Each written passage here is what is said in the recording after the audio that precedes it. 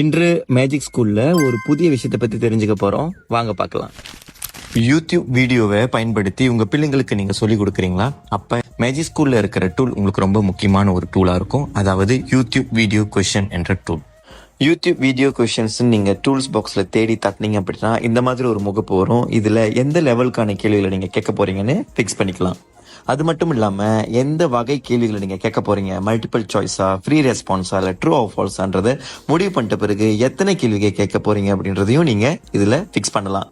இப்பொழுது நீங்க எந்த யூடியூப் வீடியோவை சூஸ் பண்ணி பிள்ளைங்களுக்கு சொல்லி கொடுத்தீங்களோ அந்த யூடியூப் வீடியோவோட லிங்கை எடுத்து இந்த மேஜிக் ஸ்கூல் ஆப்ல இருக்கிற அந்த முகப்புல நீங்க போடணும்.